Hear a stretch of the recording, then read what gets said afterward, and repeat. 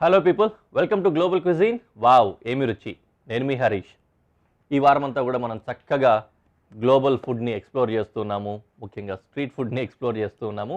అందులో భాగంగానే ఈరోజు కూడా రెండు చక్కటి స్ట్రీట్ ఫుడ్ డిషెస్ని మీకోసం తీసుకొచ్చేసాను. ముఖ్యంగా స్ట్రీట్ ఫుడ్ అనేసరికి మనకు తెలిసిందే కదా, చాలా ఫాస్ట్ ఫుడ్గా ఉంటుంది, క్విక్గా తయారు చేసేలా ఉంటుంది, దాంతోపాటుగానే పోర్టబుల్గా కూడా ఉంటుందన్నమాట. అలా బాక్స్లో పెట్టి తినేసుకోవడం, చేతిలో హోల్డ్ చేసుకుంటూ తినేయడం ఇలాగా. అదే క్రమంలోనే ఈరోజు మనము ఇప్పుడు తయారు చేసుకోబోతోంది ఒక చక్కటి కొరియన్ డిష్ అనమాట. మనం చేసుకుంటున్న ఆ డిష్ పేరు ఏంటంటే కొరియన్ స్వీట్ టెంపే.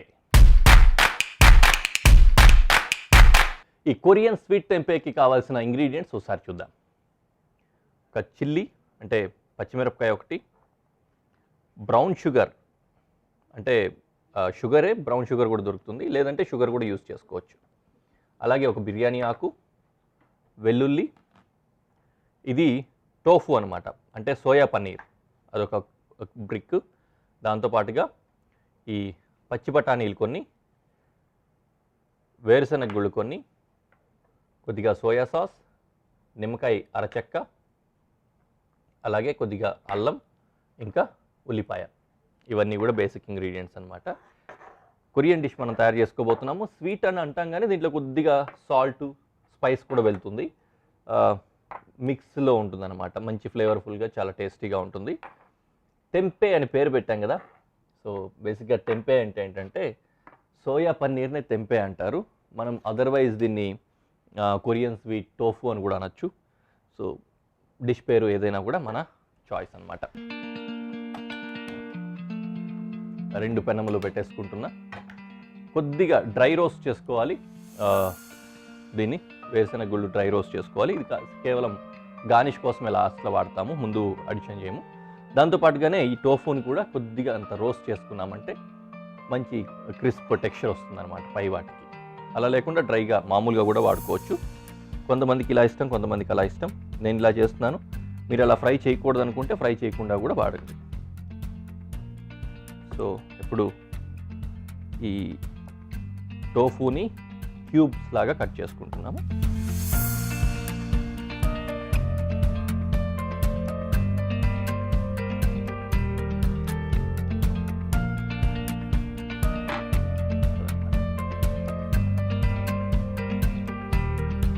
అందులో మాత్రం కొద్దిగా ఆయిల్ వేస్తున్నా. ఇందులో పన్నీర్ కుక్ చేసుకోవడానికి. ఇంకోటి మాత్రం డ్రై రోస్ట్ కాబట్టి డ్రైగానే ఉంచేస్తున్నాం అనమాట. సో ఇందులో వేరుశనగ గుళ్ళు వేస్తున్నాను. వేరుశనగ గుళ్ళు డ్రై రోస్ట్, పన్నీర్ ఏమో ఆయిల్ ఫ్రై అన్నమాట. పన్నీర్ అంటే మళ్ళీ కన్ఫ్యూజ్ అవ్వకండి, సోయా పన్నీర్.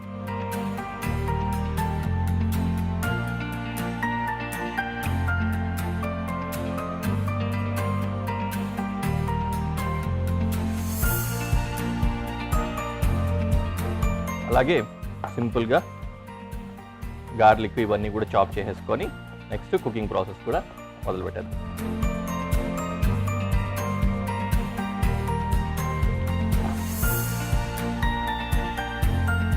ఆనియన్ కూడా చాప్ చేసుకుంటున్నా.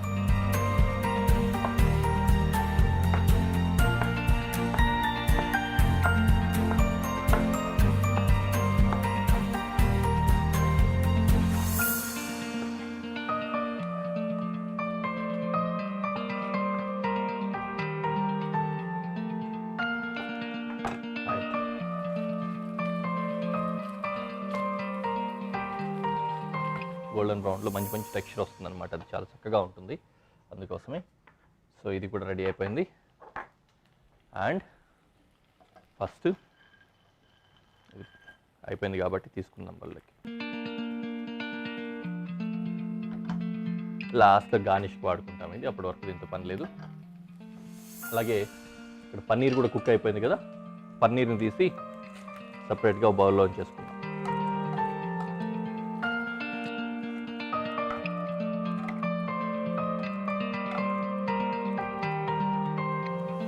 Let them be there. ఇప్పుడు ఇంకా ఇందులో ఒక్కొక్క ఇంగ్రీడియంటే వేసుకొని కుకింగ్ ప్రాసెస్ కంటిన్యూ చేసేసుకుందాం. ఇందులో కొద్దిగా ఆయిల్లో ఫస్ట్ బే లీఫ్ వేసుకుంటున్నా. కొద్దిగా బే లీఫ్ పడిపోయింది.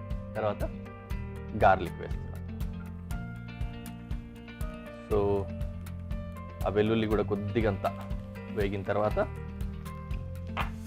ఉల్లి,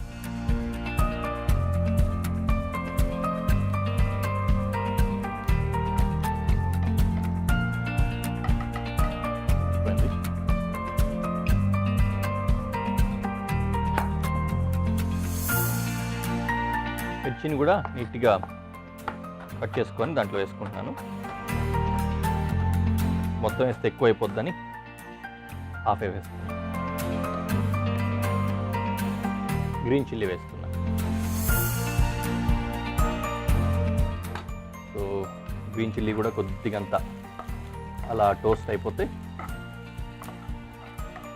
జింజర్ ఇంకా డైరెక్ట్గా దీంట్లోనే గ్రేట్ చేసేస్తున్నాను.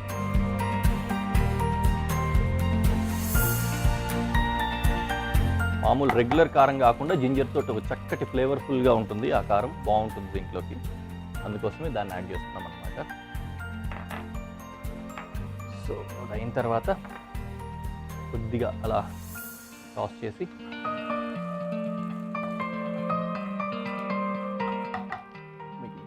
గ్రీన్ పీస్ ఉన్నాయి,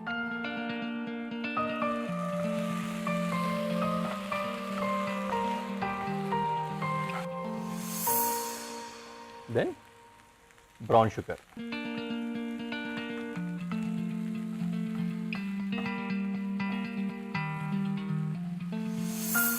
అలాగే సోయా సాస్ కూడా వేసేస్తున్నాం.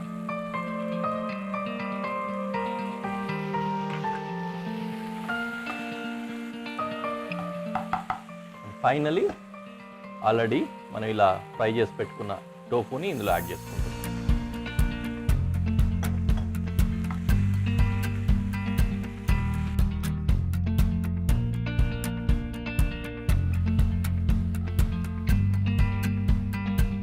అయిపోయింది కదా.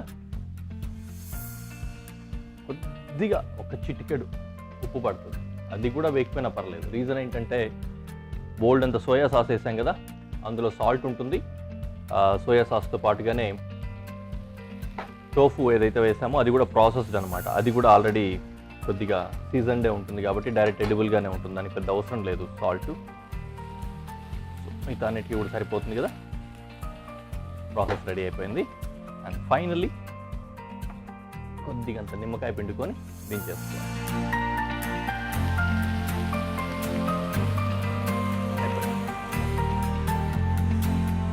Dish ready.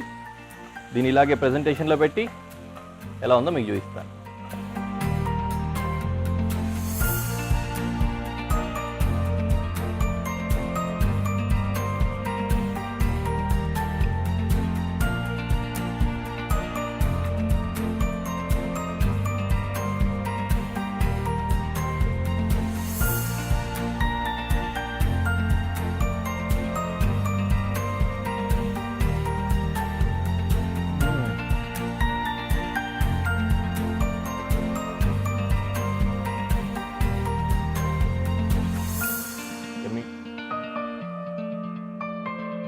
మీరు కూడా చేసుకొని తినేసేయండి, హ్యాపీగా ఎంజాయ్ చేసేయండి.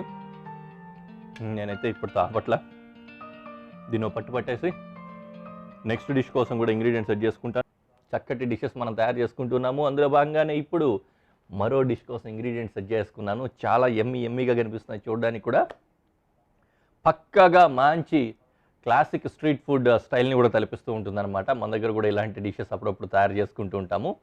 మనం తయారు చేసుకోబోతున్న డిష్ పేరు ఏంటంటే థాయ్ గ్రిల్ చికెన్. ఈ థాయ్ గ్రిల్ చికెన్కి కావాల్సిన ఇంగ్రీడియంట్స్ ఏంటో ఒకసారి చూద్దాం.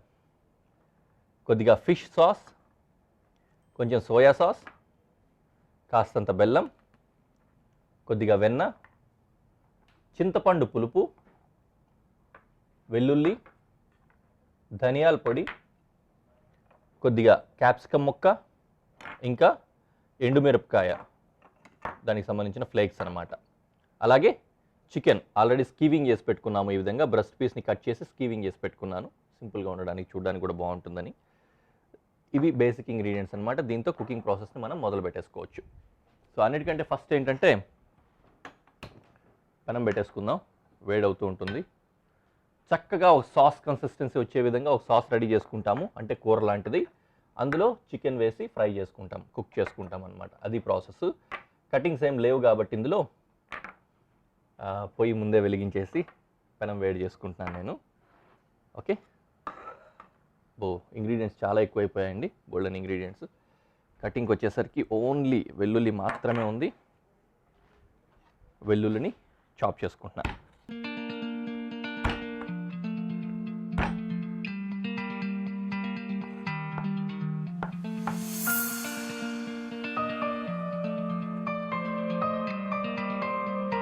రైట్, అయిపోయింది.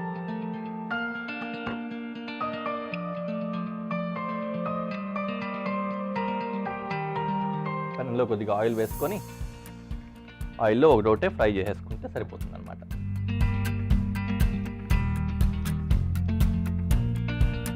ఫస్ట్ వెల్లుల్లి వేస్తున్నాను.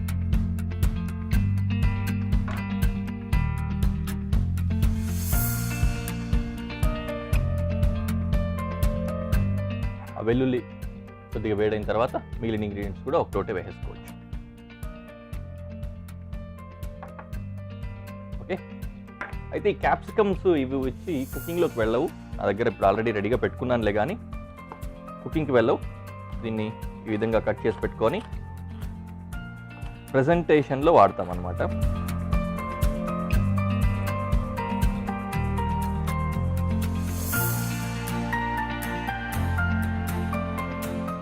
ఇప్పుడే కట్ చేసి పెట్టేస్తాం.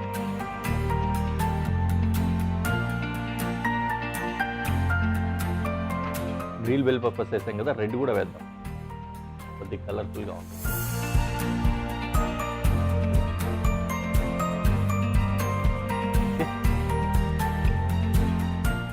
వెల్లుల్లి కాస్త ఫ్రై అయిన తర్వాత ఇందులో చింతపండు పులుపు వేస్తున్నాను.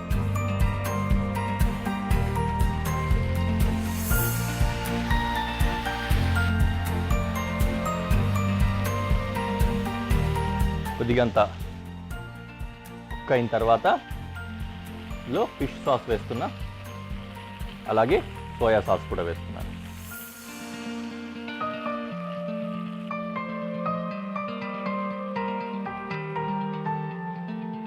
చక్కటి సాస్ లాగా తయారవుతుంది అనమాట. ఇప్పుడు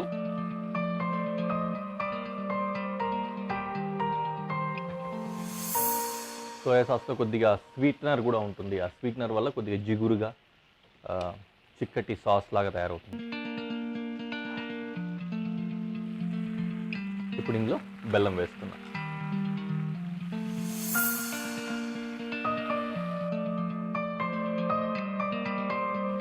వేగంగానే కరిగిపోతుంది బెల్లం కూడా. కరిగిన వెంటనే కొద్దిగా ధనియాల పొడి వేస్తున్నాను, అలాగే చిల్లీ ఫ్లేక్స్.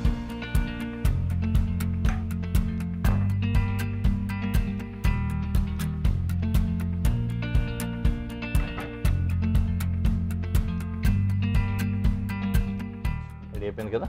అక్కడి వరకు కొద్దిగంత సాల్ట్ కూడా వేసుకుందాం. సోయా సాస్లో బోల్డ్ అంత సాల్ట్ ఉంటుంది, బట్ కొద్దిగా యాడ్ కోసం కాస్తంత సాల్ట్ వేసుకున్నాం. తర్వాత చికెన్ వేసిన తర్వాత కూడా వేయచ్చు, కానీ బట్ అక్కడక్కడే ఆగిపోయే అవకాశం ఉంటుంది కాబట్టి ముందుగానే సాల్ట్ యాడ్ చేస్తున్నాను.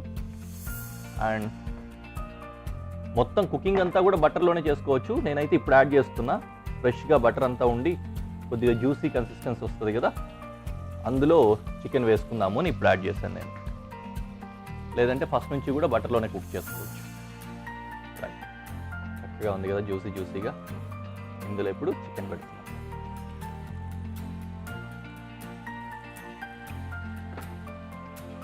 ఓకే, అలా స్లోగా కుక్ అవనిద్దాం. ఈలోపు మనకు తర్వాత కావాల్సిన ఈ రెడ్ బెల్ పెప్పర్స్ని కూడా చాప్ చేసి పెట్టుకుంటాం.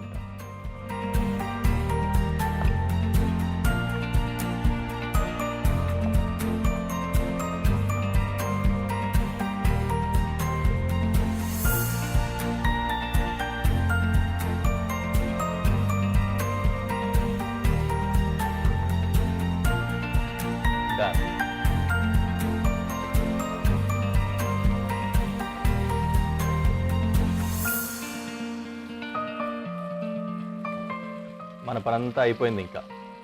ఇంకా మంట దాని పని తాను చేసుకోవాలి. కుకింగ్ టైం మాత్రమే మిగిలింది. ఇది కుక్ అయిన తర్వాత డైరెక్ట్గా ప్లేటింగ్ చేసేసుకోవడమే. ముఖ్యంగా ఇందులో వేసిన ఇంగ్రీడియంట్స్ ఏవైతే ఉన్నాయో బేసిక్గా అవే ఈ థాయిలాండ్ స్టైల్వి. దాంట్లో డిఫరెంట్ స్టైల్లో ఇదే మ్యారినేషన్ లాగా మార్చుకొని స్కివర్ చేసి డైరెక్ట్ గ్రిల్ మీద కాల్చుకొని, బొగ్గుల మీద కానీ లేకపోతే పొయ్యి మీద కానీ కాల్చుకొని తినే పద్ధతి ఉంటుంది. లేకపోతే థాయిలాండ్లో ఇంకో స్టైల్ ఏంటంటే బర్డ్ ఉంటుంది, మొత్తం కోడి ఉంటుంది కదా, కోడి మొత్తాన్ని ఓపెన్ చేసేసుకొని బాగా వెడల్పుగా వస్తుంది. మన దగ్గర గ్రిల్ చికెన్ కోసం పెడతారు చూడండి. గ్రిల్ చికెన్ అంటే హోల్ బర్డ్ ఉంటుంది, ఇది ఏంటంటే ఓపెన్ చేస్తారు. అలా బర్డ్ని ఓపెన్ చేసి సేమ్ ఇప్పుడు ఏవైతే ఇంగ్రీడియంట్స్ మనం రెడీ చేసుకున్నామో అదే ఇంగ్రీడియంట్స్ తోటి మ్యారినేట్ తయారు చేసి దాన్ని మ్యారినేట్ చేస్తారు. మ్యారినేట్ చేసిన తర్వాత మొత్తం బర్డ్ అంతటిని కూడా నిప్పుల మీద కాల్చుకుంటారనమాట. సో అదొక పద్ధతి. అట్లా రకరకాలుగా దీన్ని తయారు చేసుకోవచ్చు. మనమైతే డైరెక్ట్ స్ట్రీట్ ఫుడ్లో ఈ విధంగా చేసినట్లు చేస్తున్నాం. ఇంకా అథెంటిక్ స్ట్రీట్ ఫుడ్ రావాలంటే ఏం చేయాలంటే బొగ్గులు బట్టి పెట్టుకొని దీన్ని చక్కగా అలాగే ఆ చికెన్ మ్యారినేట్ చేసినట్లు మ్యారినేట్ చేసుకొని ఆ మ్యారినేట్ అయిన దాన్ని బొగ్గుల మీద పెట్టి కాల్చుకోవచ్చు. బటర్ని ఏం చేస్తామంటే దాని మీద నుంచి అలా బ్రషింగ్ చేస్తూ ఉంటాం. వెన్నని బ్రషింగ్ చేస్తుంటే కాలే కొలది డ్రై అయిపోకుండా చికెన్ కొద్దిగా జ్యూసీగా తయారవుతుంది. అది కూడా బాగుంటుంది. మీకు అసలు అక్కడికి స్మెల్ రాదు కానీ వాసనలు మాత్రం అదిరిపోతున్నాయి. సోయా సాస్ వేయడం వల్ల చూడడానికి కలర్ కొద్దిగా నల్లగా అట్లా ఇట్లా కనిపిస్తుంది కానీ బట్ ఫ్రేగ్రెన్స్ అయితే అదిరిపోతుందండి. మంచి అరోమాటిక్ స్మెల్స్ వస్తున్నాయన్నమాట.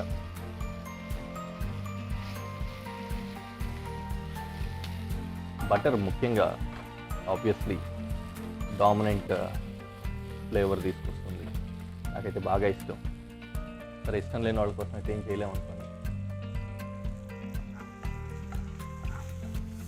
మట్టిలో మాణిక్యంలాగా మొత్తం అంతా కూడా ఎక్కువ గ్రిల్ అయిపోయి నల్లగా అయిపోతే మధ్యలో చికెన్ మాత్రం మాణిక్యంలాగా అలా కనిపిస్తుంది, మంచి కలర్ఫుల్గా.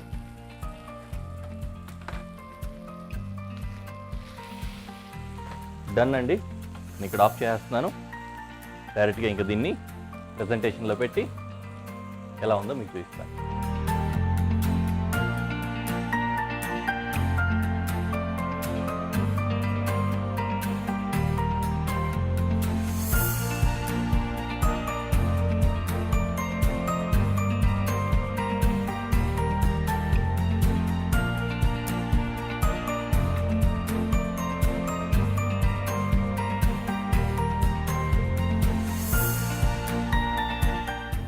చాలా బాగుంది.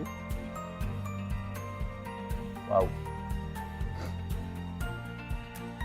కాంప్లిమెంట్ లైక్ ఎక్కువైనప్పుడు కాంపన్సేట్ చేయడానికి కూడా కాంప్లిమెంట్ లాగా బాగుంటాయి అన్నమాట క్యాప్సికమ్స్ ఇట్లాంటివి. చాలా బాగుందండి. ఖచ్చితంగా మీరు కూడా ట్రై చేయండి. ఓకే, మరో ఎపిసోడ్లో మళ్ళీ కలుద్దాం. Until then, bye bye.